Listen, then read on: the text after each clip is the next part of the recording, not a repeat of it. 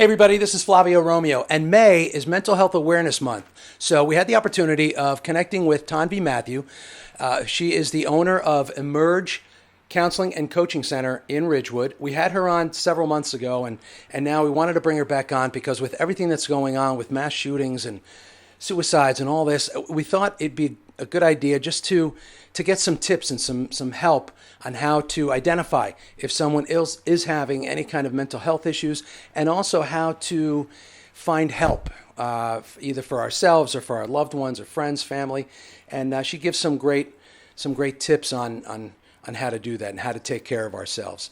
All right, enjoy the episode, everybody.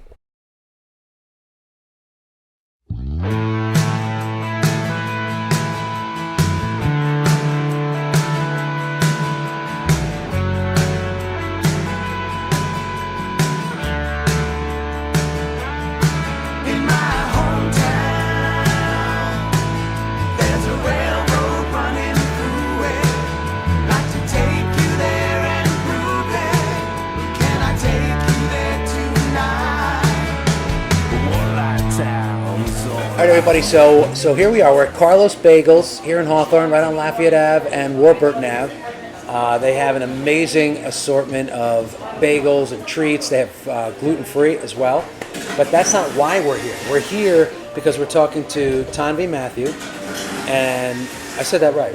Yep. Okay. Tanvi Mathew. She is the owner of Emerge Counseling and Coaching in Ridgewood.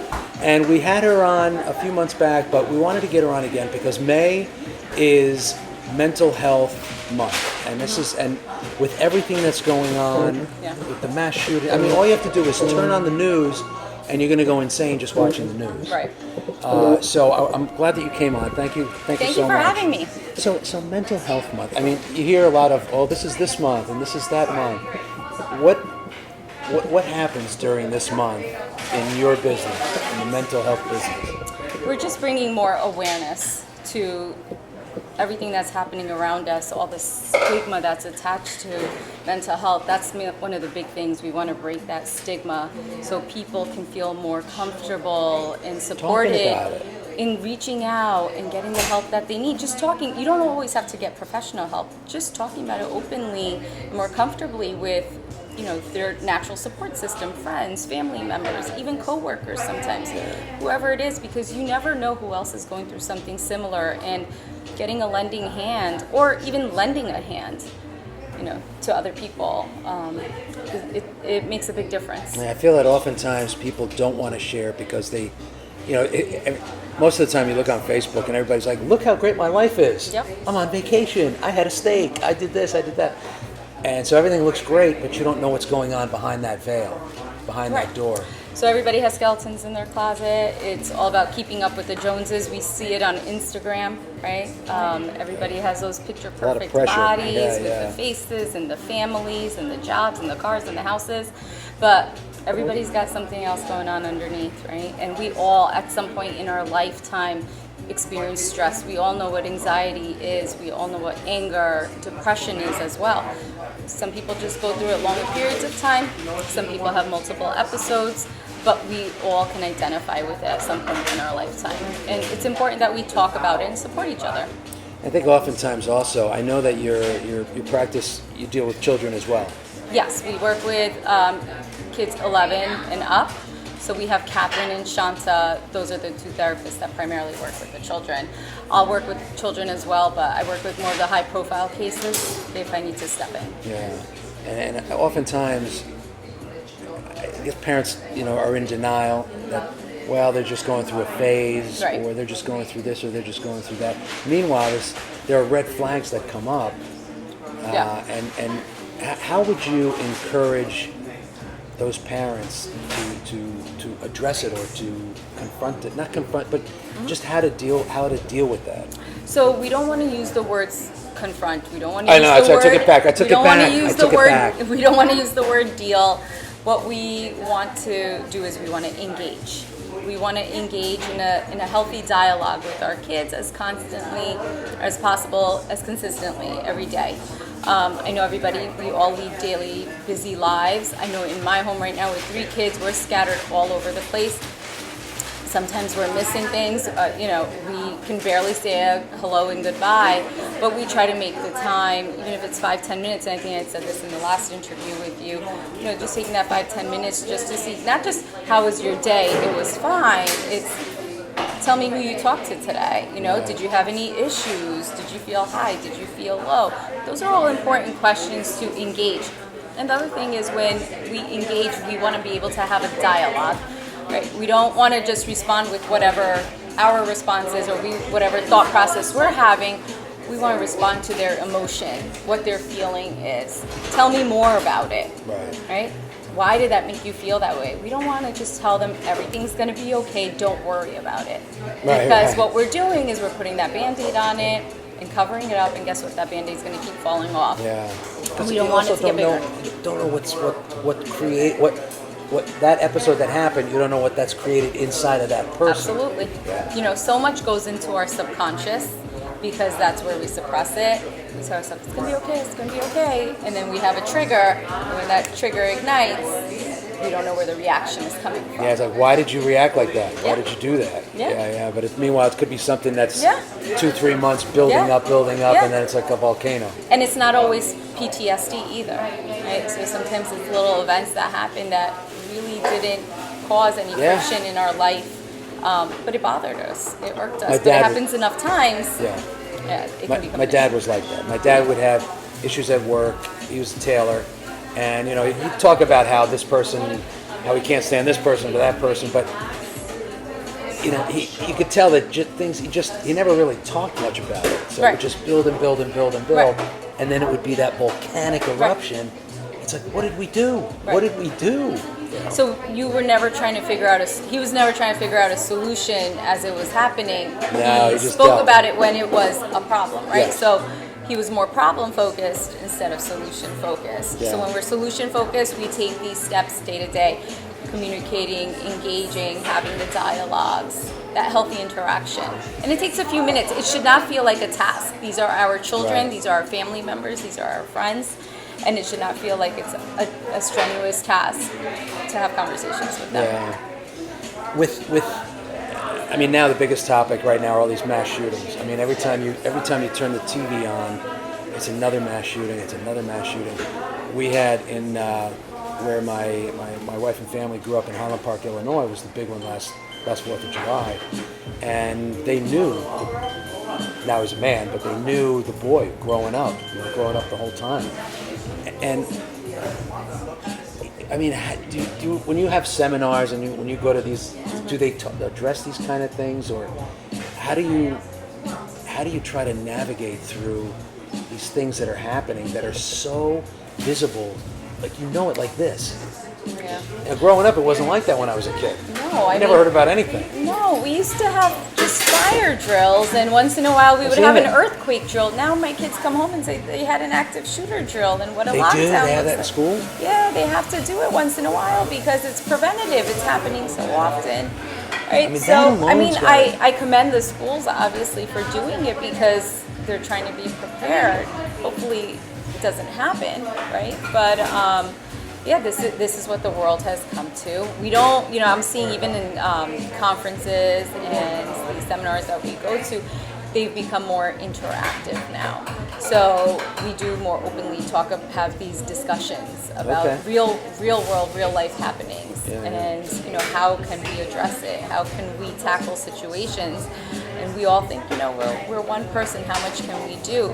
But one person can prevent a lot. Yeah, if we keep our eyes and ears open. We just have to be diligent in understanding behaviors and pattern changes in people's behaviors. And this has to be the most difficult thing for a parent. I'm going to have you scoot over a little bit. Look, you're just slowly getting out of frame. Sliding off. Okay. I want to see more of you, less of me. So when I think oftentimes, again, parents are in denial about something that's happening. If they're going through a phase or they're doing this. Right. Are there things that parents can look out for, like little signs or things that, I mean, I know it's different in every person, every family. Right. But are there things to keep an eye out for? Patterns or changes or there's so many things that we can take a look at. socialization, change in socializing, right? Sometimes kids will start to, not even just kids, adults as well. Adults will do the same thing. Isolating, withdrawing a little bit more, sudden change in groups of friends and the people that they're spending time with. And if they're negative influences, we need to take a look at that as well. For kids, grades in schools, are they continuing to maintain or are they dropping? Aggression, not just physical aggression, but verbal aggression. Yelling out, acting out. Eating habits. A lot of times, like dietary things will change as well.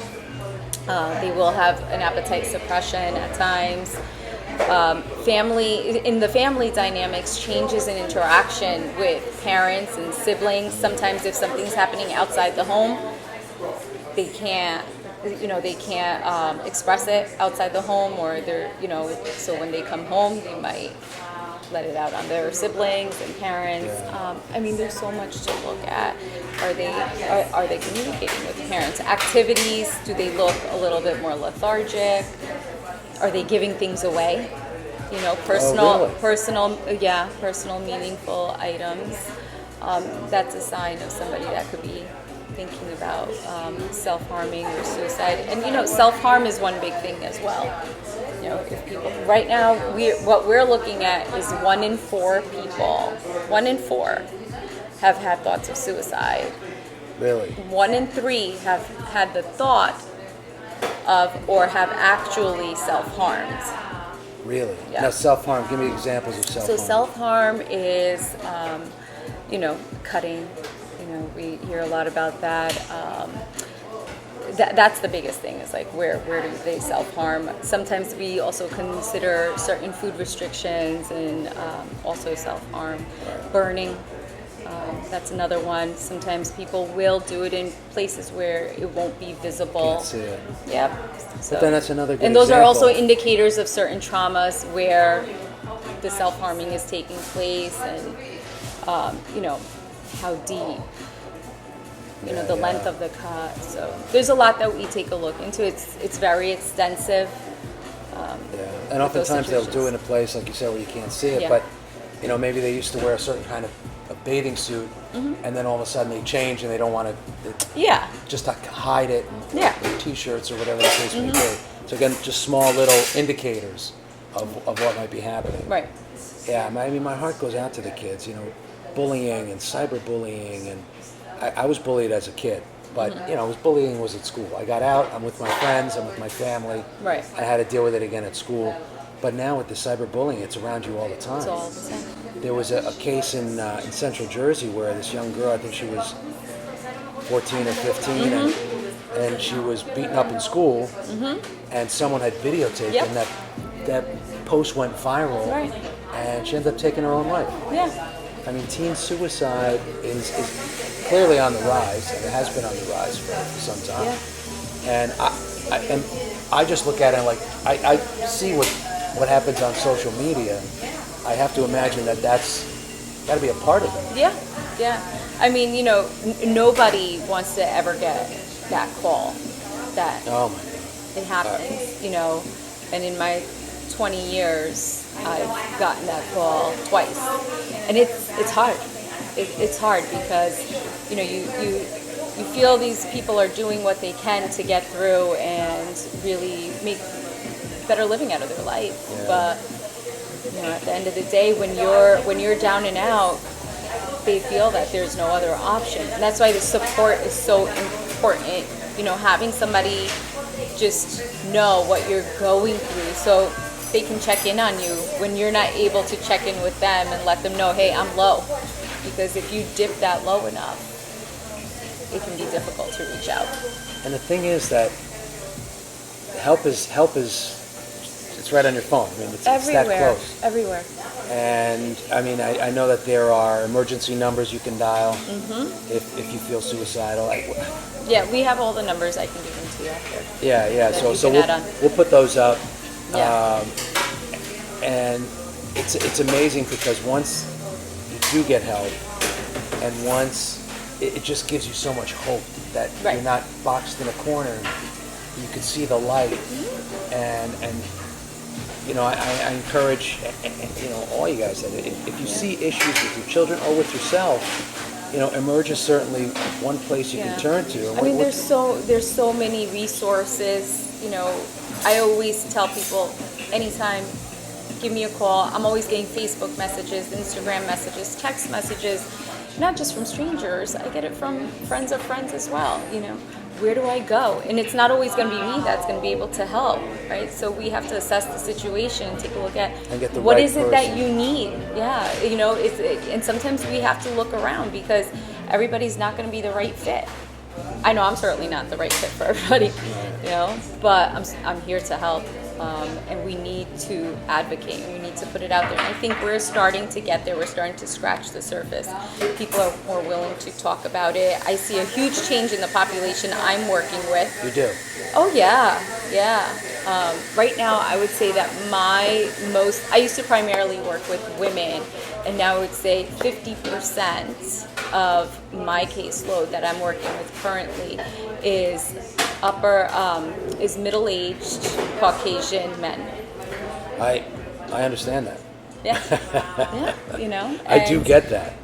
And they see the change, and it's helping their families because they're putting themselves out there to make their lives better, and it creates that ripple effect that I always talk about. Yeah, it spreads to the family. Helping yourself, you're going to be able to help others. Plus, you're also modeling for your family. Yeah. You're modeling for your children to be able to say, listen, I have an issue that I have to deal with.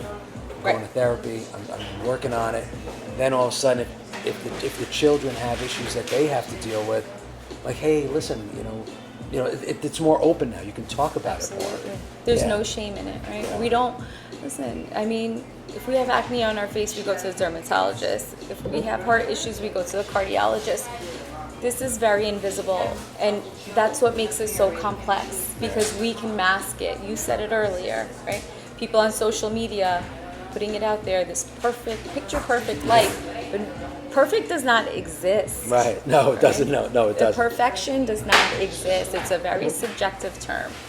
So we need to be able to identify what does success and happiness mean to us, and how are we going to make sure that we attain that for ourselves and our family. What is the value system that we're looking for in our lives? What would you say if someone's watching, a parent or a grandparent or a child, what would you say to them? What would you say to them? Like if they just feel like I'm at the end of my rope, because the other part of it is when your child is going through something, you're clearly going through something. You don't know how to handle it. You don't know how to deal with it. So in that respect, even just the parents reaching out and saying, I need some help. I don't know what I'm doing. I don't know how to get through. What would your recommendation be? I would say reach out to your school's guidance counselor so they can help better direct you. I would say start calling different therapists. There are community centers. There are so many clinics that we can reach out to. In New Jersey, we have Perform Care, NJ Perform Care, which is a great resource because they do a full clinical assessment, in depth. Perform Care? Perform Care, NJ, I think it is. I'll give you that information as well. But Perform Care is like the central care system. It's part of DCF, the Department of Children and Families, and they do the assessments and they determine what level of care these kids might need or the families might need. Sometimes child might need residential care. Sometimes they might need a caseworker, and those caseworkers follow them. I know the system is completely overloaded right now, but there is accessibility there. The resources are out there. There are even situations where IIC where the therapists will come in the home to do therapy with the child. They will do therapy with the family, yes. And these are resources that people are not familiar with or don't know exist. So there is something for everyone. There's always an option to help the situation. And I feel that, there are times when parents say, I can't afford it. I can't afford going myself. I can't afford sending my child to a therapist. And again, like you said, there are ways to get through that. There are so many ways, and if you go through Perform Care and they determine that you meet the requirements, they will assist in finding the right services for you. but it is out there. But you I have to reach out. guarantee you. You have to be the one you to take have that to, step. Yes. It's not going to come and find you, because if you're not talking about it, no one knows it's happening, right? The more you talk about it, somebody has access to someone. I believe in 6, 7, 8 degrees of separation, right? Somebody knows someone. Yeah. So reach out, talk But you have about to it. talk. You have to talk. You have to be conversation. open to it. There's, we got to let go of that stigma and the stereotypes. Mental health doesn't always mean psychosis and complete instability and somebody's, there are so many different levels to it. Yeah, it could just be rough And- waters. You're going through a rough patch. Just And we want to make sure it's preventative care. That's what we want to do. We don't want to be reactive when something happens and now we're explosive with all these fires to put out, and where do I go? How do I do it? It's this utter chaos. We want to stay organized, and we want to create a growth mindset so we can function and be happy. listen, it's May is Mental Health Month, but it's something that's 24/7, 365. Yep. I mean, it never goes away. It's not like just all of a sudden in May everybody's having these issues. No. Issues are year round. So being able to, because it's hard to people think, because I know I'm guilty of it too. I'm just going to deal with it. I'll get over it. Yeah. I'll get through it. And then other things happen, and now you feel overwhelmed. Right. And you feel like the weight of the world is on your shoulders. I Right. can't get this off. It's not a diet, right? So Yeah. think about when people work out and they have this target, I want to lose 20 pounds. They lose that 20 pounds. If you don't pay attention, you're going right back there. You're Guilty. You're Yeah. going right back to it. Right? Self-care is daily. It's not just 1 hour a day. Self-care is from the moment you wake up to the moment you go to bed. Are you checking in with yourself? What type of place am I in? Do I need a break right now? Do I need to talk, or do I need a moment to myself? Yeah, You yeah. have to constantly check yourself, especially when you're in a low. You have to figure out where you're at and what it is that you need. That special attention has to be put on yourself, and you have to be a little selfish Yeah. during that time more specifically. Yeah, because you got to take care of yourself. Yeah. You do it in every other way. You Yeah. get up and get yourself a cup of coffee, or you go get some water. So at least taking a time out. So I know every once in a while I get overwhelmed about something. I have to take a step back and say, what's happening? Why am I feeling this right now? And I start to break it down. And okay, so this. All right, so I need to take care of this. This is weighing in the back of my mind. Let me get this off my table, off my desk, and then I can move on to these other things. Because if you just let it sit there, things pile up on it. Then you don't even remember that anymore. Right. Yeah. Right. So you're dealing with this all the time.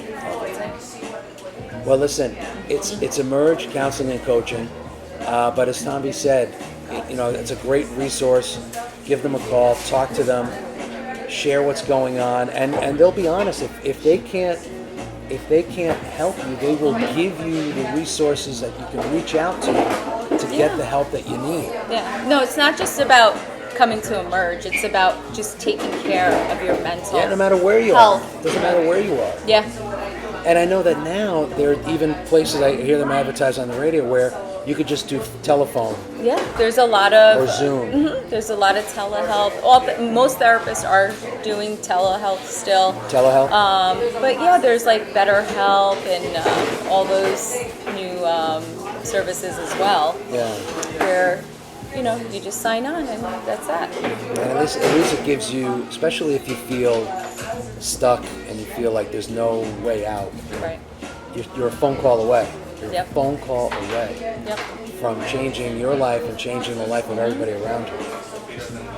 So, listen, I thank you so much for Thank coming you. on. I really wanted to have her on because, with everything that's going on in the news, and you don't have to watch the news. Oh God, no! Stay Don't away watch from the it, news. please. Stay away. And by the way, we are going to start doing the good news of the week. So we are going to do that, where we're just going to bring good news every single week about things that are happening around you. Focus on that. Focus on the positive things that are happening. And if you do feel trapped, you do feel concerned, you don't know how to deal with what's going on around you, reach out. Reach out to any of the services. Perform Care. I'm going to put the information there. We'll put some resources at the end, some phone numbers where you could reach out to, or just give Tanvi a call. It's free to call you, right? If they call you, it's free to call. Just say, I don't know what I'm doing. I'm at the end of my rope. I'm drowning. Help me. And she'll give you, at least she'll give you some guidance on where to go to try to find the help you need, because it's easier than you think. The tough part is just reaching out for the help. That's it. Just moving towards that first step. Yeah. It's difficult, but once you get into it, it's a relief. It's so much weight off your shoulders. Yeah. That's what it's described to me as. So. Yeah. Well, thank you so much. Thank you. Thank you pleasure. guys, and really, reach out and make the phone calls and take care of yourself. When you take care of yourself, you're taking care of yourself, your family, your friends, everybody around you, and you're modeling for the people around you and your family members. So Pay I encourage attention. you guys to do that. Thanks again. Thank you. All right, be well and be healthy, everybody.